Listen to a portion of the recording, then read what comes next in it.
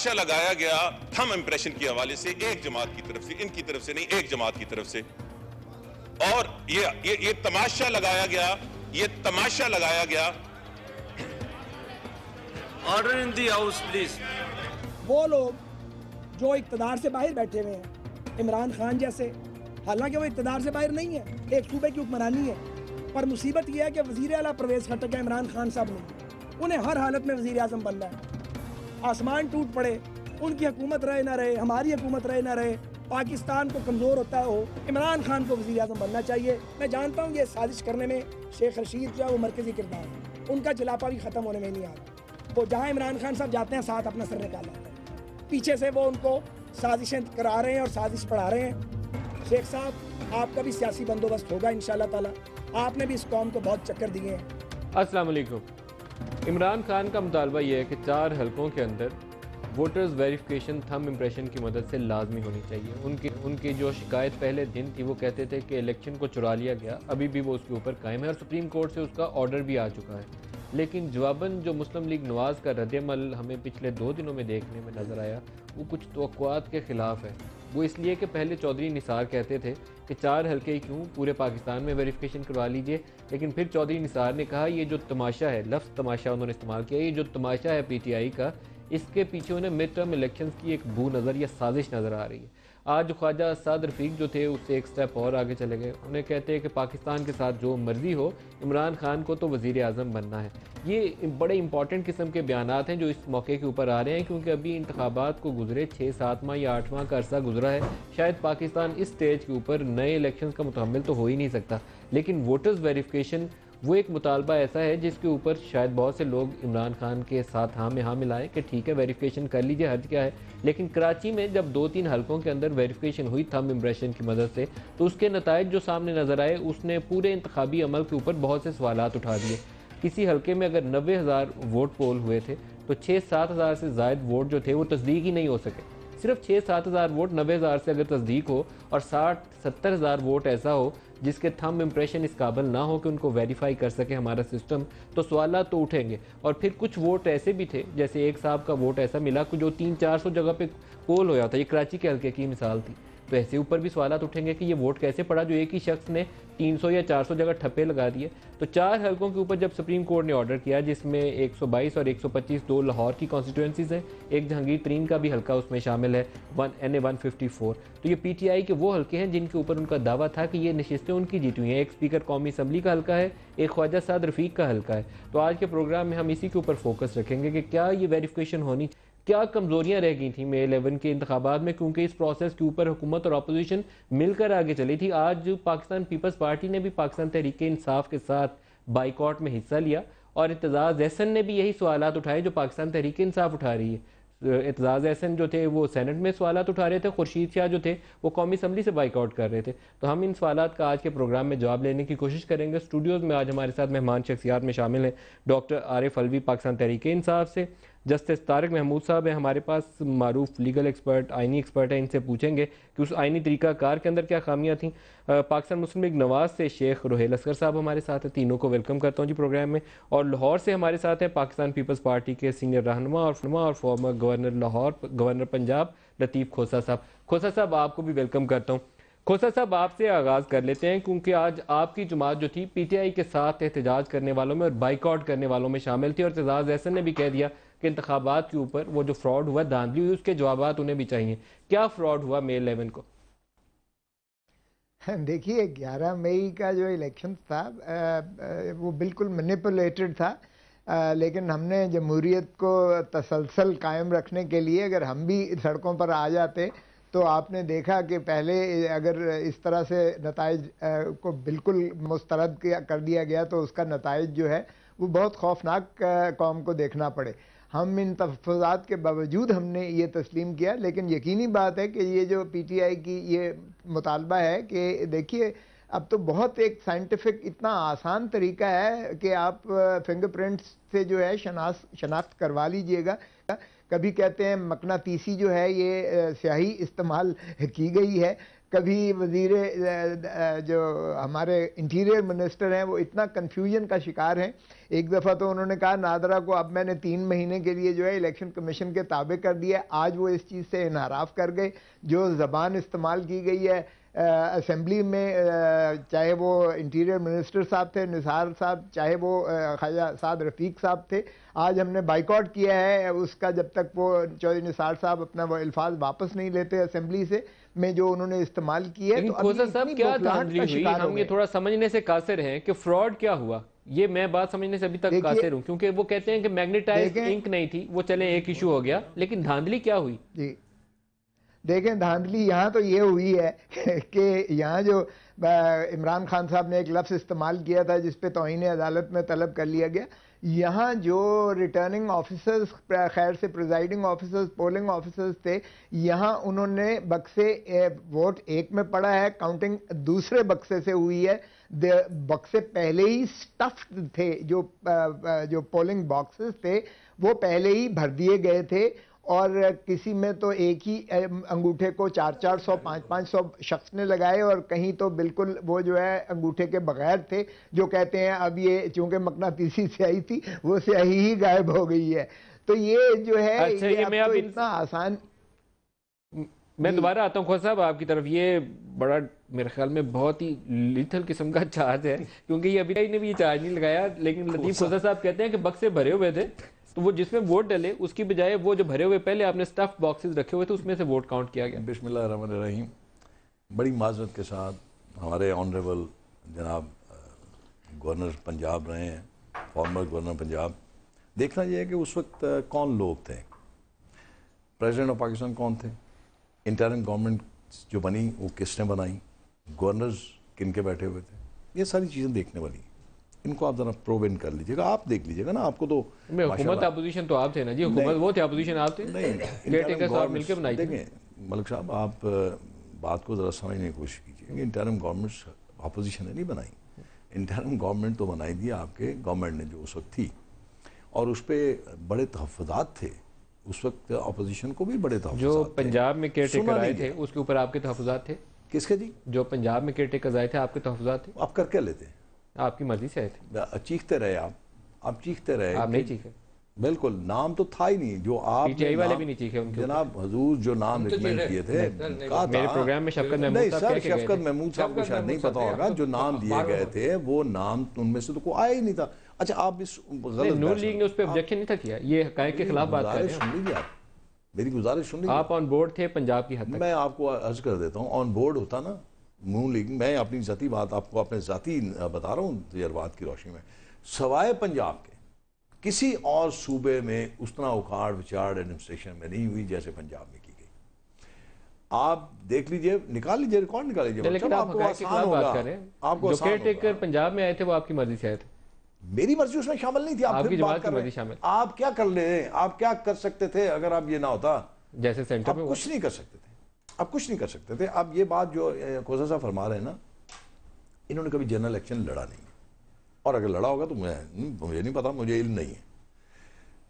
मलिक साहब जिस दिन इलेक्शन डे डॉक्टर अलवी साहब ने इलेक्शन लड़ा, इलेक्शन वाला दिन मैं ये मानने को तैयार नहीं कि उस कमरे में जहाँ प्रिजाइडिंग ऑफिसर बैठा होता है और आपके सारे वहाँ पे पोलिंग एजेंट्स बैठे हुए, उनकी मौजूदगी में तो ये काम हो नहीं सकता। पीटीआई के कुछ लोगों का ख्याल ये है कि पीपल्स पार्टी और नून लीग में अंडरस्टैंडिंग ये थी कि सिंध की हद तक वो अपनी मर्जी कर लें, पंजाब में आप लोग मर्जी कर लें, तो आपका हाथ पंजाब के केयर टेकर्स ने नहीं रोका। तो हजूर बात ये है कि फिर केपीके में तो केपीके में जीत गए ना, नहीं वहाँ पे तो क्लीन गवर्नमेंट थी, जीत गए ना, इसलिए वो एएनपी थी ना, जीत गए। फिर मैंने आपकी और पीपल्स पार्टी तो आपका फिर ये भी तो शुबा जाएगा ना, केपीके में भी ये भी कुछ हुआ था कि शायद इनकी अंडरस्टैंडिंग थी उनके साथ कि आप ठीक है जी आप केपी में का नहीं, ये इसको आप रूल आउट कर दीजिए। अब आप आगे की तरफ देखिए, जो खामियां, और वो कौमें तरक्की करती हैं जो अपनी खामियों और खराबियों जैसे तारिक साहब से फिर आरिफ अलवी साहब की तरफ आते हैं, क्योंकि इनकी पार्टी जो थी ये टॉर्च बेरर बनी थी इन इल्जामात के लिए। जैसे तारिक साहब हुआ क्या मेल?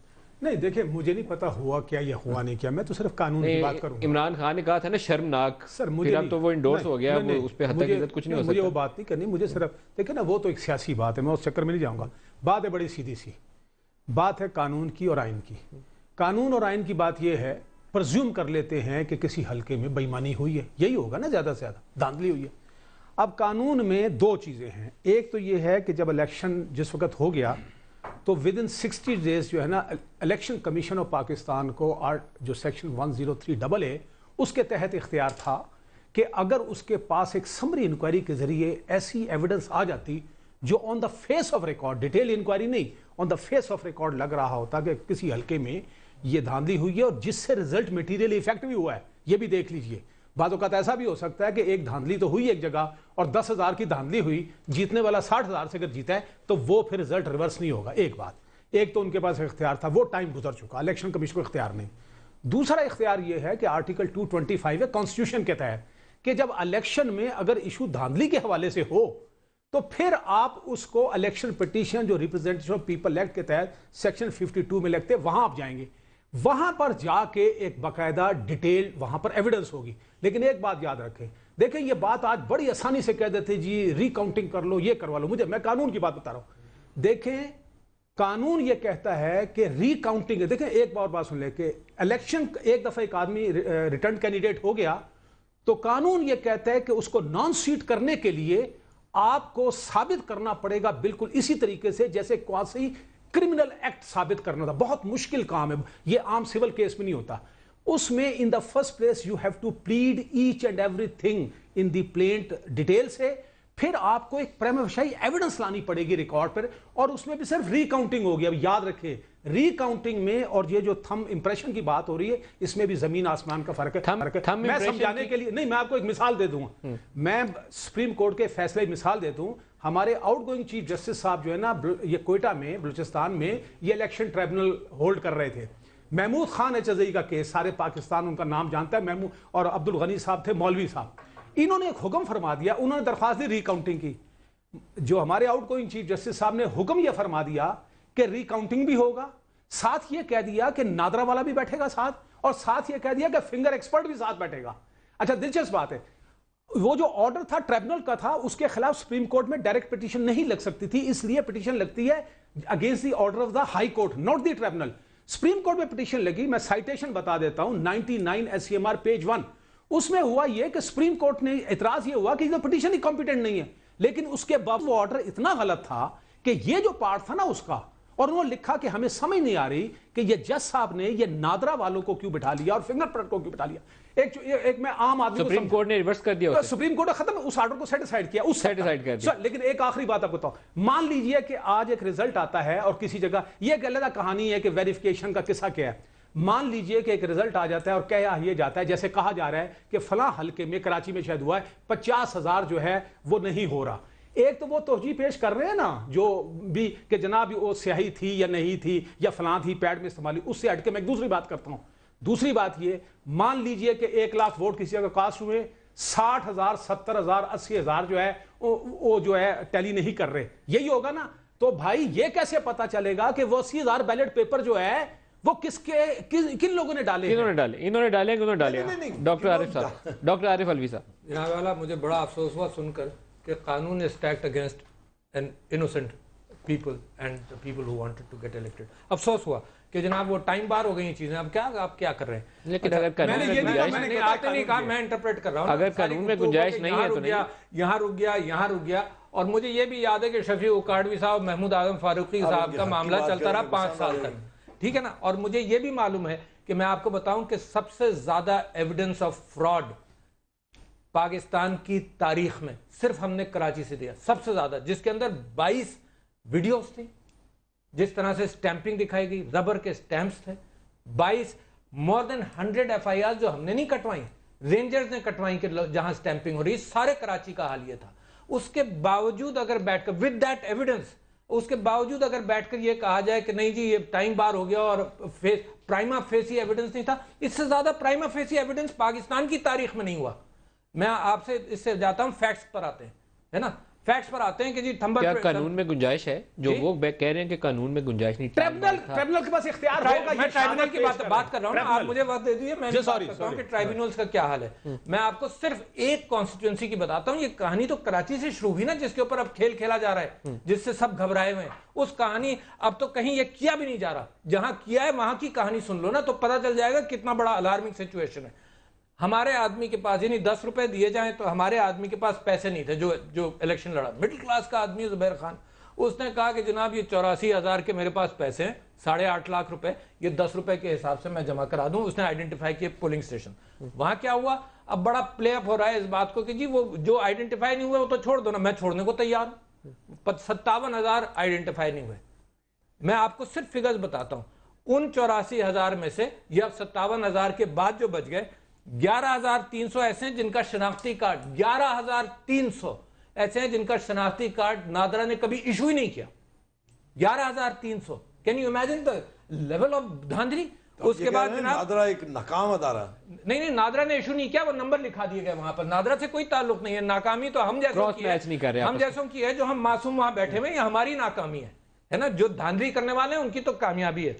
11,300 शनाख्ती कार्ड नादरा ने कभी इशू नहीं किया, नंबर लिख दिए गए वहां पर। 5,500 ऐसे हैं जिनके ऊपर मल्टीपल वोटिंग हुई है आईडी कार्ड्स पर, 5,500 आउट ऑफ कॉन्स्टिट्यूएंसी 700 पड़ गए हैं। अच्छा ये सैंपल है ना, मतलब 84,000 एक सैंपल था, उसी सैंपल की बात कर रहा हूं ना मैं, सारी कॉन्स्टिट्यूएंसी की तो बात ही नहीं कर रहा पूरी अभी। मैं तो आपको इसी के डले कैसे वोट, थोड़ा सा मैं इस पे भाव में हूं, क्योंकि आपका पोलिंग एजेंट तो वहां बैठा होगा ना। मेरा पोलिंग एजेंट से तो धांधली, धमकी, मारपीट, मेरे कॉन्स्टिट्यूएंसी में खातून कत्ल हुई, सारी रात फायरिंग होती है। पूरे पाकिस्तान की कॉन्स्टिट्यूएंसी थी। अच्छा है ना, था कौन? आप कराची में जानते नहीं है, छेड़े मुझे फोन पूछ। लेकिन 122 125 में क्या हुआ लाहौर में? जी लाहौर में वहां पे तो कोई कत्ल नहीं हुआ ना, धांधली हुई है जी। रात को सब बदले गए। सर मेरी बात, मैं पहले हकीकत में बात कर लूं, फिर कंजेक्चर होगा ना, क्योंकि अगर इतने ही श्योर है, आपको मालूम है, आगे चलिए ना। अभी तो मैं चंदी फिगर्स दिए आपको, आप फैक्ट्स पर बात करें, जज्बात पर नहीं करें, फैक्ट्स पर बात करें। सर सुन लीजिए, ट्रिब्यूनल के पास इख्तियार है, सर सुन लीजिए मेरी बात सुन लीजिए। ट्रिब्यूनल के पास इख्तियार है, उसको आप चैलेंज नहीं कर सकते। आपकी बात मैं पूरी सुन लूंगा और बीच में नहीं बोलूंगा, मेरा वादा। आप बोलते हैं, मेरा वादा नहीं बोलूंगा। अच्छा जनाब, आपको मालूम है 70% पोलिंग स्टेशंस के अंदर, 70% पोलिंग स्टेशंस के अंदर the ballot paper and the counter foil count does not match. Remarkable. ये इसी हल्के की, ये सिर्फ उन 84,000 की बात कर रहा हूं जनाब, पूरे हल्के की भी नहीं कर रहा। 70% के अंदर the ballot papers and the ballets do not, counter foils do not match. क्यों? अच्छा कहीं ज्यादा है, ये आप भी नहीं बता सकते। ये अच्छा सुनिए तो सही ना, नुमाइंदा होता तो वो ज्यादा बेहतर। नहीं मैं तो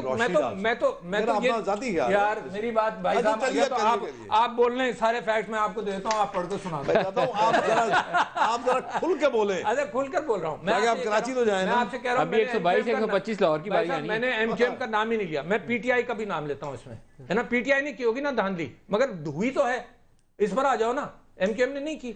अच्छा जी, अब मैं आपसे कह रहा हूं कि 70% में बैलेट पेपर्स और ballot counter foils do not match. जहां ज्यादा है और कहीं कम है। कम के अंदर यह हुआ कि जो जीत सकता था उसकी डबल स्टैंपिंग हुई। आपको मालूम है कराची शहर के एक पोलिंग स्टेशन के एक कॉन्स्टिट्यूएंसी के अंदर 18,000 वोट्स आर डबल स्टैंप।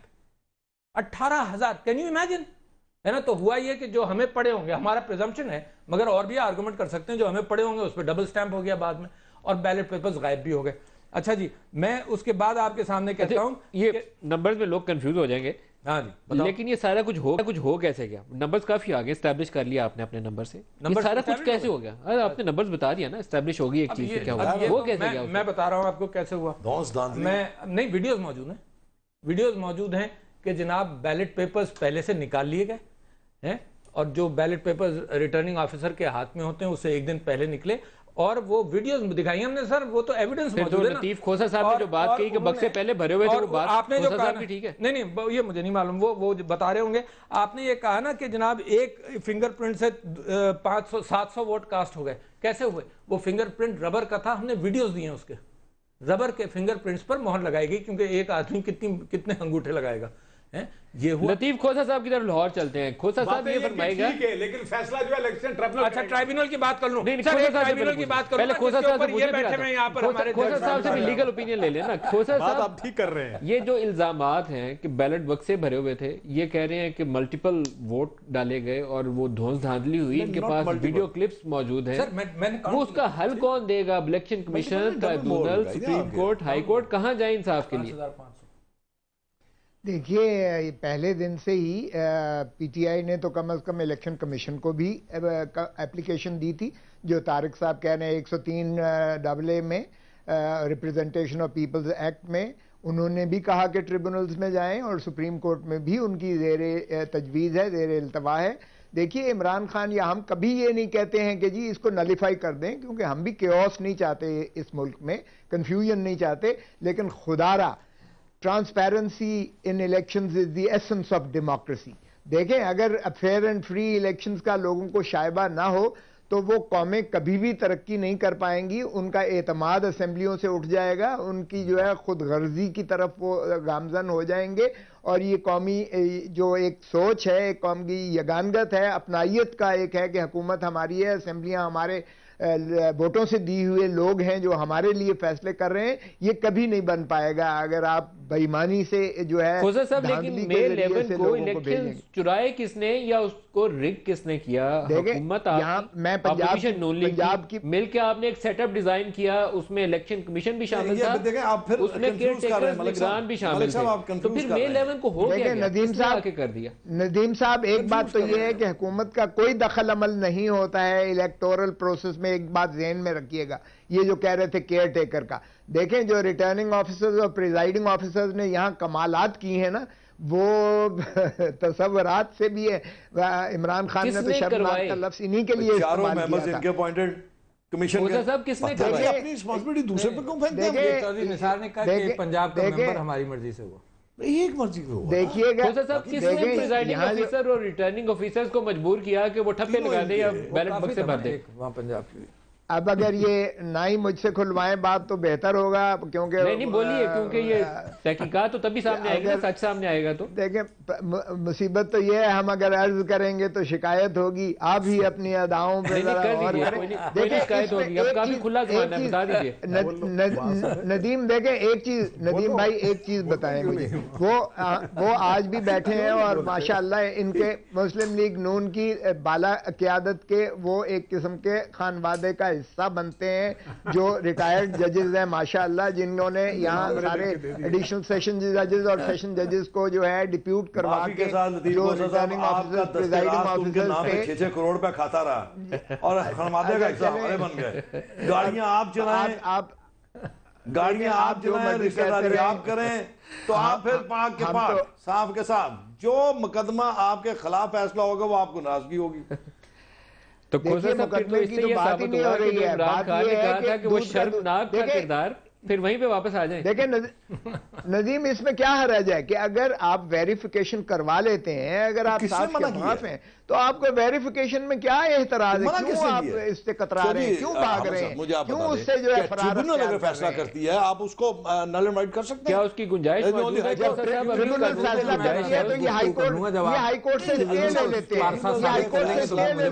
आप उसको चैलेंज नहीं कर सकते। शेख रुहेल असगर साहब, क्या थंब वेरिफिकेशन की गुंजाइश मौजूद है? देखिए मलिक साहब, अगर tribunal has a full right, उसके पास अपने इख्तियारात हैं, अगर वो हुक्मनामा जारी करता है, उसके दो तरीके हैं। या तो आप उस हुक्म के खिलाफ हाई कोर्ट में चले जाएं, उस हुक्म को नल एंड वाइड करवा दें कि ये इसे गलत फैसला किया, वो भी अगर आपके पास कोई एविडेंस है और पैसा है। देखें, अगर देखें थंब इंप्रेशन ऑर्डर, अलवी साहब आप ऐसी बात करें, ये लतीफ खोसा साहब को रहने दें, ट्रिब्यूनल जो है थंब इंप्रेशन की वेरिफिकेशन ऑर्डर कर सकते हैं। जी बिल्कुल कर सकते हैं। तो फिर आप इतना मोतरज क्यों है? कौन कर रहा है? किसने कहा? अरे आप ही तो कर रहे हैं। ये कौन कर रहा है? ये प्रेस कॉन्फ्रेंस है ख्वाजा साहब की मेरे हाथ में, इतने गुस्से में नाराज। क्या कहा उन्होंने? ये वो कहते हैं इमरान खान को मुल्क से बात, मेरी बात ही नहीं समझ, बस वजीर आजम। बात ये है कि नाराजगी का इजहार ये है कि ये फोरम वो डिस्कशन का नहीं है।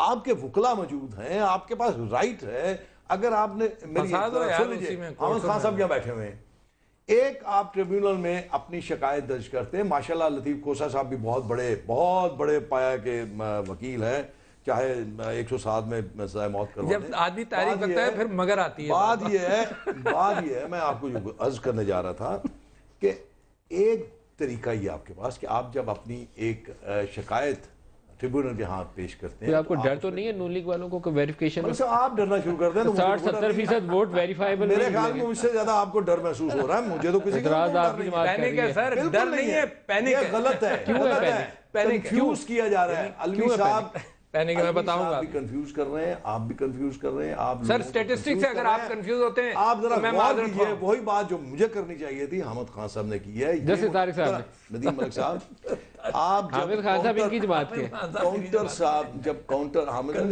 तारिक साहब 122 हल्के से वो इनके उम्मीदवार थे। तारिक साहब को मैं ये बात बताना चाह रहा था, ये उसको कह चुके हैं कि जब आप काउंटर फाइल पे आपका थंब इंप्रेशन, ठीक है, ऑल राइट, हो गया, वेरिफिकेशन नहीं हुई, जब तक आप वो जो फाइल वोटर स्लिप है उसको जब तक आप again you have to go to the tribunal कि वो फिर उसकी तस्दीक करे कि आया ये जो काउंटर फाइल पे और जो आपने वोटर्स है स्लिप वो आपस में मैच करेंगे।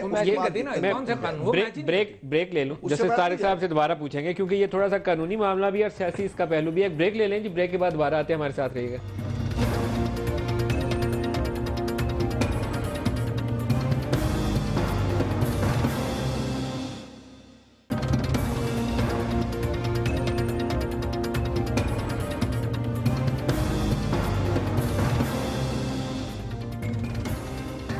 प्रोग्राम में दोबारा खुशामदीद कहते हैं। वोटर्स वेरिफिकेशन, जैसे तारिक महमूद साहब, क्या कानून में गुंजाइश है? ट्रिब्यूनल क्या फैसला दे सकता है और सुप्रीम कोर्ट का कितना इख्तियार है?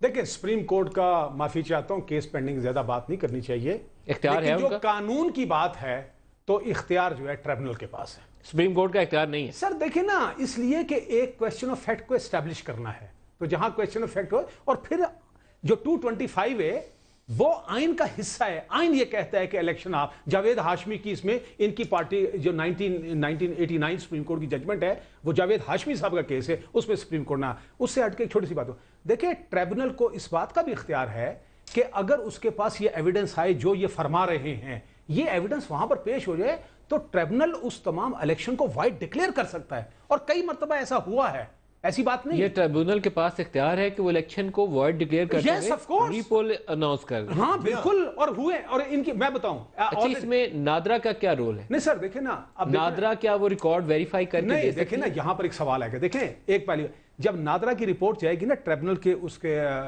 प्रेसिडेंट के पास, तो नादरा के खाली रिपोर्ट पर सारे वोट फारिग नहीं हो जाएंगे, उसके बाद ये ट्रिब्यूनल ने अपना माइंड अप्लाई करना है। देखें, लेकिन जैसे तारिक साहब, नादरा का चेयरमैन के ऊपर नून लीग वालों ने इसी मौके के ऊपर कंट्रोवर्सी छेड़ी है, तो लोगों को शक पड़ गया कि ये वोटर्स वेरिफिकेशन का कोई इशू है। मैं एक कानूनी बात कर, वो हट के मैं उस डिबेट में जा ही नहीं रहा। मान लीजिए नादरा ने एक रिपोर्ट दे दी और कहा ये 60,000 कराची के हल्कों की रिपोर्ट नादरा नहीं दी थी ना, मान लेते हैं, इस प्रेमफशाही तो माननी पड़ेगी ना, लेकिन इसका फैसला अल्टीमेटली जो है ना, फिर जो है ट्रिब्यूनल ने जाके। तो आपको लगता है कि नादरा चेयरमैन के इशू के ऊपर कोई सियासी मुहरकत हो सकती है? नहीं सर देखिए, मैं सियासत पर बात नहीं करूंगा, मैं कानून की बात करूंगा। और मैं एक छोटी सी बात बताऊं, ट्रिब्यूनल को इख्तियार है वाइड डिक्लेयर करने का इलेक्शन के, लेकिन और दूसरी बात है, हो सकता है कि अगर 60,000 की बात आ जाए और कहें कि वेरीफाई नहीं हो रहे, ये सारी बातें तो आएंगी ना कि क्या स्याही इस्तेमाल हुई थी, नहीं हुई थी, वो वहां पर प्रोविजन कराची के हल्कों में मैग्नेटाइज्ड इंक नहीं हुई, तो फिर देखो, अगर हुई नहीं तो फिर एक और बात है, फिर बेनिफिट ऑफ डाउट जो है ना रिटर्न कैंडिडेट को जाएगा, जो जीत चुका है जो उसको return candidate. Doctor Arif Alvi साहब, जनाब, benefit of doubt return candidate को जरूर दें, मगर ये जो 84,000 के अंदर से तकरीबन 57,000 नहीं 27,000, उसके अलावा 57 को छोड़ दें यार। मैं तो कहता हूं 57 की ये मैग्नेटाइज्ड इंक की बहस में पड़े हुए हैं, मैं कहता हूं उसको छोड़ दें, जो बाकी रहे उसके अंदर आप गिनती कर लें, उसके अंदर जनाब मल्टीपल वोटिंग है, यानी 5,500, 11,300 तो शनाख्ती कार्ड ही नहीं है, वो एग्जिस्ट ही नहीं करते, तो व्हाट फैक्ट? क्वेश्चन मार्क है। अब मैं आगे बताता हूं ट्रिब्यूनल की तरफ से। नादरा का भी बताइए, नादरा का क्या मामला कहां जुड़ता है साथ? मैं कराची के सिलसिले में ज्यादा वाकिफ हूं, मैं पंजाब के सिलसिले में नहीं बात करूंगा, वही एलिगेशंस वहां भी हैं। कराची के सिलसिले में द सेम एविडेंस जो जुबैर खान के हल्के में था, उसके ऊपर यह फैसला हुआ, सेम ट्रिब्यूनल। अच्छा, उससे कहीं ज्यादा एविडेंस दूसरी कॉन्स्टिट्यूएंसीज में 5 में द ट्रिब्यूनल जज के साथ क्या हुआ, the same facts more facts, more figures, more evidence in other constituencies, वो हमारी 5 डिसमिस हो गई। लेकिन अभी एक वो हवाला आया एक न्यूज अखबार के आर्टिकल किस काज़म वाले का, वहां पे क्या मामला हुआ? वहां पर वो जैसे जो हामिद खान साहब से मैंने बात की है, वो कहते हैं कि ही डिनाइज ऑल दैट, मगर मैं उस फैसले के सिलसिले में ये कहूं, मैं समझता ये हूं कि जज की अदालत के अंदर कोई बात अगर किसी ने मिसबिहेव किया है तो वो उसका अलग इशू है, उसको वो कंटेम्प्ट करे, गिरफ्तार करवाए, सब कुछ कराए, मगर फैसले का हिस्सा बन जाए वो बात, तो इसका मतलब प्रेजुडिस खुद निकल कर आ रहा है। That is my feeling. कभी जज उसके अंदर, जो अदालत के अंदर किसी ने मिसबिहेव भी किया होगा, तो वो फैसले के अंदर वो बात नहीं लिखता। हाई कोर्ट में जाना पसंद करेंगे? वो वकील होता तो मैं इनकी मुकाबला कर रहा था, इनकी सारी गुफ्तगू का। मैं वकील नहीं हूं, मगर मैं आपको इंसाफ की बात कर रहा हूं। अच्छा, दूसरी बात मैं आपसे ये कह रहा हूं, मैंने आपसे बताया कि ट्राइब्यूनल लेस फैसले पर, यानी शुरू के अंदर उसमें जो भी था, हिम्मत थी या गट्स थी, जो कुछ भी था, वो फैसला आया, उसी के ऊपर सारे पाकिस्तान के अंदर चर्चा हुआ, सारे पाकिस्तान में कराची के ऊपर खेल रहे हैं आप, तीन कॉन्स्टिट्यूएंसीज का जो सही फैसले हुए। अच्छा, उसके बाद से फैसला आपको सही सेम एविडेंस, नहीं सेम एविडेंस हुजूर, सेम एविडेंस। और आपने यार टेलीविजन पर जो कराची का हाल देखा, वो मैं अब क्या रिपीट करूं। अच्छा, दूसरी बात मैं इनके हवाले से आपसे बात कर रहा हूं। देखिए, ये हुकूमत, नादरा चेयरमैन कहां कंट्रोवर्सी में जुड़ते हैं? नादरा चेयरमैन के हवाले से जनाब पैनिक है। क्यों? अच्छा, पैनिक सिर्फ यही नहीं है PCSIR को नीचे देने का, there is poor decision making. मैं समझता हूं कि हकीमुल्लाह महसूद के सिलसिले में इनकी पार्टी ने हमें ये वोट को हकीमुल्लाह महसूद मैं बता रहा हूं, अभी पहले नादरा चेयरमैन भी है, मेरा आर्गुमेंट सुन लिए फिर फेंक दीजिएगा। उसमें ये कहा, इनकी पार्टी ने कहा द टाइमिंग वाज रॉन्ग। ठीक है ना, मैं ये कह रहा हूं कि यहां पर ये टाइमिंग गलत है, और अब इतना सारा एविडेंस आ रहा है बार बार, तो there is a situation of panic. फिर इसी तरह से ये बयान दिया गया, सर फिर यही बयान दिया, PCSIR भी उसके नीचे दे। लतीफ खोसा साहब, आप फरमाइएगा कि नादरा का कोई बनता है किरदार इस तमाम अमल के अंदर वोटर्स वेरिफिकेशन होनी है, तो नून लीग वाले थोड़ा सा परेशान नजर आते हैं। नादरा चेयरमैन के ऊपर सीरियस एलिगेशन लगाए हैं चौधरी निसार ने, लेकिन वोटर्स वेरिफिकेशन भी करनी है, तो नादरा का क्या मामला बनते हैं यहाँ पे? अब भी सुहेल असगर साहब बोलने नहीं देते, बीच में इंटरप्ट कर देते हैं। इनसे वादा ले लें कि बोलने देंगे। इतने मासूम, आप इतने मासूम, इतने हम सीनियर लोग हो के अगर एक दूसरे को बर्दाश्त नहीं कर सकते, सुन नहीं सकते हैं, तो सुनने का जरा हौसला रखें। देखिए, यहाँ जब हाई कोर्ट जब ऑर्डर करती है, या ट्राइब्यूनल सॉरी ऑर्डर करता है कि नादरा या किसी को भी वो कह सकती है, फिंगरप्रिंट एक्सपर्ट को कह सकती है कि इसका वेरिफिकेशन करें, तो वो वेरिफिकेशन जो है वो इंटरिम ऑर्डर के जरिए ये हाई कोर्ट से स्टे ले देते हैं। माशाअल्लाह, ये तो चलने नहीं देते। अब ट्रिब्यूनल्स के पास जो था टाइम, पैराफ्री ऑफ टाइम एक लिमिटेड था। एक केस का भी यहाँ फैसला नहीं हुआ पंजाब के ट्रिब्यूनल्स ने। अब देखिए ना, अगर तो पहले रवायात यही रही हैं कि 5 साल तक हारने वाला जो है वो बेचारा ट्रिब्यूनल में धक्के खाता रहता है, और जो धांधली से जीत कर आता है वो एंजॉय करता है। देखें, जहां तक नादरा का ताल्लुक है, ये तो वाज़ेह है, क्योंकि नादरा के चेयरमैन ने ये बयान दिया है कि मुझे मनपसंद, इन्होंने कहा था कि ये इसकी वेरिफिकेशन का नतीजा दो, ना देने पर मुझे जो है ये धमकी दी गई, और उसके बाद जो है ये एक्शन किया गया। अब अगर आप चौधरी निसार अली खान साहब की आउटबर्स्ट देखें, तो उसी से आपको अंदाजा हो जाएगा कि वो कितने गुस्से में बोल रहे थे। एक चेयरमैन नादरा के खिलाफ अगर आपने तादीबी कार्रवाई करनी थी, या हटाना था, या गलत उसको तैनाती की गई थी, या किसी ज़ाब्ते की वायलेशन है, तो आज आपको एकदम क्यों ख्याल आ गया जब उनके पास एक ट्रिब्यूनल ने जो है केस रेफर किया था कि आप इसको वेरीफाई। तो इसलिए खुदारा देखें, उसको उसी सियाक को सबाक में लीजिएगा, जरा हौसले से काम करें। सारी पाकिस्तान चाहता है, सारे पाकिस्तान की आवाम चाहती है। अब ये मामला क्यों उठा, इसमें 2 चीजें थी। पहली बात तो कंफ्यूज किया गया दोस्तों ने यहाँ बैठ के, या कि उसको आप हटा नहीं सकते। पहली बात, किसी ने ये नहीं तकलीफ गुजारा की कि उसके कॉन्ट्रैक्ट पर नजर डाल दी जाए। उसके कॉन्ट्रैक्ट में उसको निकालने के 2 तरीके हैं। एक तरीका यह है कि 1 मंथ नोटिस, दूसरा तरीका है 1 मंथ सैलरी, आप उसको निकाल दें, and he is the agreement with the interior ministry. ये आप जरा ज़हन में रखें, अगर आप कहेंगे तो मैं आपको उसकी एग्रीमेंट की कॉपी पेश कर दूंगा, जरूर भेज के। अब दूसरी बात जो आई, जिसमें यह कहा गया कि इसने अपने अदारे के जो मामलात थे, जो माली मामलात थे, उसका इसने ऑडिट नहीं करवाया। बारहा ये ऑन रिकॉर्ड इंटीरियर मिनिस्ट्री बारहा उसको ये बावर करवाती रही कि आप अपने इदारे का ऑडिट करवाएं।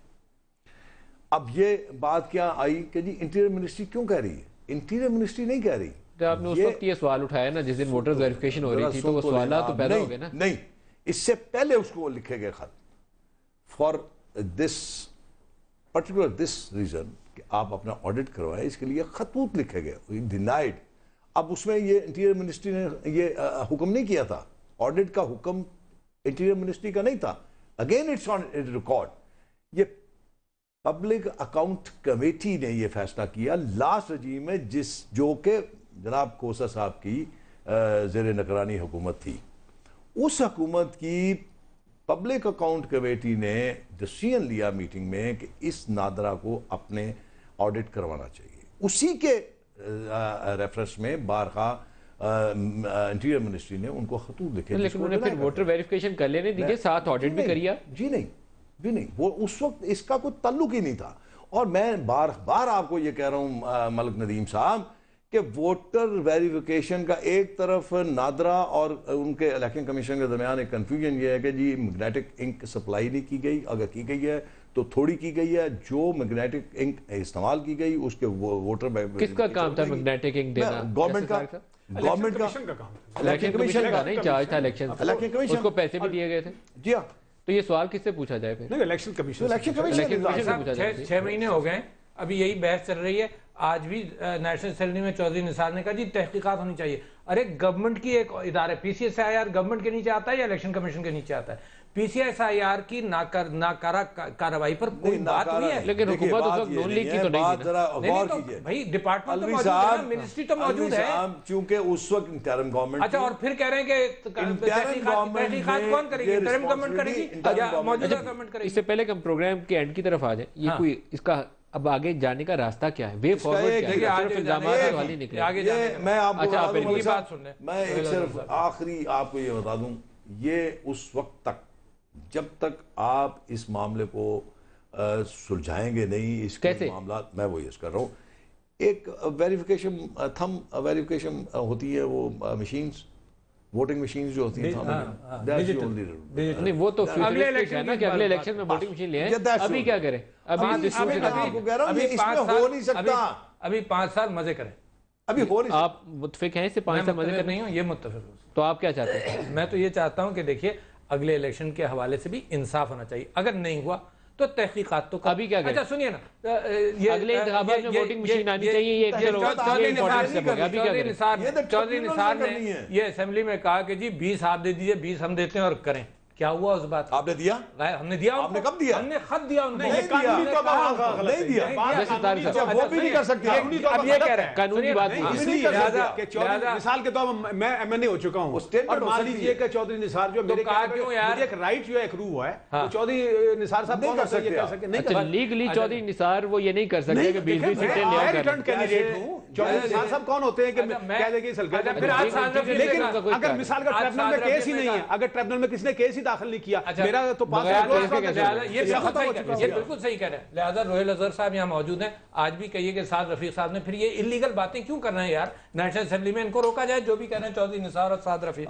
मैं आपसे एक और बात एक और बात अर्ज कर दूं कि जी जहां मैंने इतनी सारी चीजें गिनाई, एक और चीज गिना दूं। नेशनल असेंबली के 500 वोट और प्रोविंशियल के 250 वोट, ये भी नहीं होता। ये सारे कराची के हलकों के अंदर ये हुआ है, वोट्स डिस्ट्रॉय हुए हैं और ट्राइब्यूनल ने एक करके और फिर सारों के अंदर फैसला दे दिया कि नहीं ठीक है। अच्छा, वही एविडेंस है, उससे ज्यादा एविडेंस है। अच्छा जी, अब वे फॉरवर्ड मैं समझता हूं कि सुप्रीम कोर्ट के अंदर हमने बात की है, ट्राइब्यूनल 120 दिन में फैसला करने के मजाज थे और कंपल्शन था उनके ऊपर। कानून कह रहा है ना, कानून की बात मैं मान लेता हूं, 120 दिन में नहीं हुआ तो क्या, मतलब it's a violation of law और समथिंग। मैं तो जाहिल आदमी हूं यार। त्रीन साहब भी गए हुए थे, कोर्ट ने ऑर्डर भी किया। मैं तो जाहिल आदमी हूं ना, मगर ये कि अगर 120 दिन में फैसला नहीं किया तो देयर सम प्रेशर्स, क्या चक्कर क्या होगा अगर नहीं होगा फैसला? जैसे तारिक साहब सुप्रीम कोर्ट डायरेक्शन दे, क्योंकि supreme court already supreme court already एक फैसला दे चुकी है और जिसमें उनको पाबंद किया, और एक बात हो, कुछ फैसले ऑलरेडी हो भी चुके हैं, बहुत कम हुए हैं। नहीं चलो हुए तो है ना, इवन सुप्रीम कोर्ट से भी पिटीशन खारिज हो चुकी हुई है। ऐसे बता दूं, अगर 120 दिन गुजर गए फिर क्या होगा? नहीं देखे ना, वो प्रोसीडिंग खत्म तो नहीं हो सकती ना। अब यही हो सकता है ये ऑर्डर भाई इसको डे टू डे करे, क्योंकि ये ट्रिब्यूनल वो हैं जिनके पास और कोई काम नहीं है, स्वाइस काम ये देखें, तो उनको कहा जा सकता है कि भाई ये दिन नहीं तो मेरे साथ तो ज्यादती हो गई ना। चेंज द ट्राइब्यूनल, दोबारा एविडेंस लो यार, किसी को मजबूर तो करो यार। आप रोक सकते हैं ये क्या बात? लतीफ खोसा साहब, कानून की बात कर रहे हैं, जो लाहौर के 2 हल्के जिनका जिक्र हो रहा है उसमें से 122 से स्पीकर कौमी असम्बली मुंतखब हुए हुए और 125 से हामिद खान वाली सीट जो है वहां पर इस वक्त जो है वो हमारे ख्वाजा साद रफीक है। तो ये फरमाइएगा कि मामला इतने आसान नहीं होंगे, स्पीकर का हल्का उसको या डी सीट करना, पता नहीं ये सवाल पैदा होता है कि नहीं डी सीट करने का, लेकिन चैलेंज तो यही है, परेशानी है, चैलेंज नहीं परेशानी क्या होगा? देखिए मलिक साहब, दोनों मैं लाहौर में फिरता रहा उस दिन इलेक्शन वाले दिन, यकीन करें मैंने वोट भी जहां कास्ट किया मुझे कोई शेर वेर नजर नहीं आया, वहां बल्ला ही बल्ला था, ये डिफेंस में मैंने वोट दिया अपना। लेकिन माशाल्लाह सर सच्ची बात निकली, शेर नजर नहीं आता, शेर शेर ही होता है खोसा साहब, इसका नाम नहीं लेंगे। अच्छा सुने, नजर आ जाता है तो फिर आप वहां फिरते हुए। खोसा साहब ने एक तो ईमानदारी दिखाई ना, उनका बल्ला सुनने का जाना चाह रहे होंगे, ज्वाइन करना चाह रहे होंगे, पाकिस्तान पीपल्स पार्टी कायम करना चाह रहे होंगे। बड़ा प्रेशर है, बड़ा प्रेशर है, आप मानिए, कंफ्यूजन है इनकी तरफ। उसे बाहर निकल नहीं सकते, मैं सेक्रेटरी जनरल हूं पाकिस्तान पीपल्स पार्टी का, और मैं ये बात इसलिए भी कह रहा हूं क्योंकि ये मैंने अपने आंखों से देखी है। बाहर क्या वो और बात है, ये कहते हैं सबब से देहाती इलाका भी आता है, उसमें से साद रफीक ने लिए, मेरा इससे सरोकार नहीं है, लेकिन सवाल ये पैदा होता है अब वे फॉरवर्ड आपने पूछ, देखें आगे बल्दियाती इलेक्शंस आ रहे हैं, अगर यही गंद मारा जाना है तो फिर यकीन करें कि लोगों का इंतखाब से जो है ये गंद शुरू किसने किया? 77 का इलेक्शन रहा, खोसा साहब बायोमेट्रिक, देखिए बायोमेट्रिक, आप मौजूद हैं खोसा साहब उस गंद के। सर एमएलएन पीछे ले जा रही है, खोसा साहब आगे जाना चाहते हैं। मैं ये कह रहा हूँ कि गंद मारने का तो ये मौजूद है।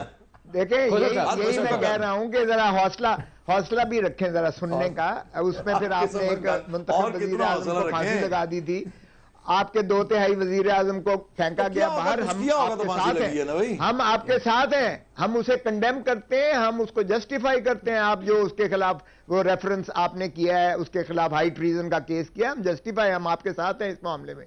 देखिए बात ये नहीं है, जो गलत बात है आपको किसी चीज ने रोका हुआ था 5 साल? वे फॉरवर्ड ये है कि बायोमेट्रिक 5 साल किस बात से डरते थे? आप इतने बहादुर हैं, इलेक्शन वाले दिन गुजरते रहे वहां से, 5 साल आप क्यों डरे रहे, क्यों दबके रहे? हाइड्रोजन का केस कर देते उसके ऊपर, भुट्टो के आप FIR तो आपने दर्ज नहीं कराई, बहादुर आप इतने, और तस्वीर आज भी पीछे लगाई। लेकिन खोसा साहब ने एक चीज तो कह दी, उन्होंने कहा उस दिन मैं ही आ रहा लाहौर में, मैं बड़ी अच्छी तरह जानता हूं इन सबको। देखिए बायोमेट्रिक, मैं सबको जानता हूं कौन कितने पैसे लेके वकालत करता रहा है मोहतरम वजीर के भुट्टो। अच्छा खोसा साहब कोई चीज तजवीज कर रहे हैं, बायोमेट्रिक सिस्टम। जी खोसा साहब देखें ये सुनने भी तो सही ना जरा, मलिक साहब सुनने की सकत नहीं रखते, मुसीबत की सुनने की उम्र गुजर गई है, अब सिर्फ बोलने की है, जहां पे गलत कह। खोसा साहब जल्दी से आप बात कंप्लीट कर लीजिए, बिल्कुल 2 मिनट रह गए हैं। जी खोसा साहब। नदीम साहब बायोमेट्रिक सिस्टम पे आ जाइएगा, एक अंगूठा जब कास्ट करने जाएगा अगर कहीं और हुआ होगा तो वो फ्लिक करके वो उसको ब्लॉक कर देगा, वो नहीं होगा। देखिए दुनिया सारी महज़ब दुनिया में जो है बंदा इंसान जाता है आराम से वोट देता है और उसके बाद जो है अपने काम पे चला जाता है। यहाँ एक क़यामत क्यों आ जाती है? इसलिए कि धांधली में माशाअल्लाह PMLN ने PhD कर रखी है और ये बदकिस्मती है हमारी के इलेक्टोरल प्रोसेस को इस तरह से पॉल्यूट कर दिया है कि हमारी जमहूरी अमल से लोगों का एतमाद उठ जाएगा। खुदारा आगे इलेक्शन आ रहे हैं, इससे हम इन मामलों को शफाफियत, एक तो जो लॉ में जो तरीकेकार है उसको एक्सपेडाइट करें, क्योंकि देखिए तरमीम की इस दफा और कहा 120 दिन में करो, तो प्रेशर ये होना चाहिए कि वो डे टू डे प्रोसीडिंग फैसले दे और शफाफियत कैसे लाएं ना आइंदा के लिए। तो फिर आपको देखना पड़ेगा कि कहां कहां कानून में कमजोरियां हैं और उसको जो है उसका आप अजाला करें। डॉक्टर अलवी साहब। जनाब वे फॉरवर्ड ये है कि इससे सीखेंगे नहीं, सब चीज़ों पर पर्दा डालते रहेंगे, मट्टी डालो आगे चलो, आगे की देखना, सिर्फ बायोमेट्रिक कर देना, इससे काम नहीं चलेगा। जिनके साथ नाइंसाफ़ी हुई है, जिनका मैंडेट छीना गया है, अगर इसी तरह से आप चलाते रहेंगे there be tremendous bitterness in society, exist करती है वो बिटरनेस। लिहाजा जमहूरियत की खातिर, और ये वो जमहूरियत है जिसमें 62% लोगों ने निकल कर वोट दिया पाकिस्तान की तारीख में, वेस्ट पाकिस्तान की तारीख। 2 हिस्सों में कर लेना, 2 हिस्सों में कर लें। एक तो वो जहां पे आपकी शिकायत है वहां पे ट्रिब्यूनल फैसले दे, जो जैसे सारिक साहब जहां पर ऑलरेडी ट्रिब्यूनल में और अगर वहां पिटीशन और उसके अलावा हो ही नहीं सकता, और रिकंसिडर हो कि सेम एविडेंस पर एक फैसला है, सेम एविडेंस पर same tribunal is doing different फैसले। तो हमें क्या एहसास हो इस बात का कि जब हुकूमत आ गई इलेक्शंस के बाद चंद दिन, 20 दिन, 10 दिन इंडिपेंडेंट थे, उसके बाद जरा सा प्रेशर। और एक हिस्सा ये हो गया और दूसरा ये हो गया कि नेक्स्ट इलेक्शंस के लिए बायोमेट्रिक सिस्टम वोटिंग मशीन लाएं। हाँ जी, कोई चॉइस नहीं। मैंने पहले अपनी उस गुफ्तगू में मैंने तजवीज़ की थी कि लेकिन क्या आपकी हुकूमत इस पे काम कर रही है? मजाज असल में मलिक साहब ये है कि इस मुल्क में मैंने अपनी ज़िंदगी में जितने इलेक्शंस दिए हैं, कोई हारने वाला दिल से अपनी हार तस्लीम नहीं करता और वो खाम में जाता है। मैं ये कहता हूँ कि ये तो बात आप पे भी आ सकती है ना, KVP में आपने स्टोलन कर दिया हो, ANP आप कर रही है, इस्तेमाल करें तो आपको कर रहे हैं ना, आप पे भी तो गए हैं वही चीज करें। हमने आज भी कहा वही चीज वहाँ पे और फैसले तैयार बात ये है कि जो फैसला इनके हक में आएगा वो ठीक है, जो फैसला इनके खिलाफ आएगा वहाँ पे गलत हो जाएगा। तो आपकी हुकूमत वोटिंग मशीन के ऊपर काम कर रही?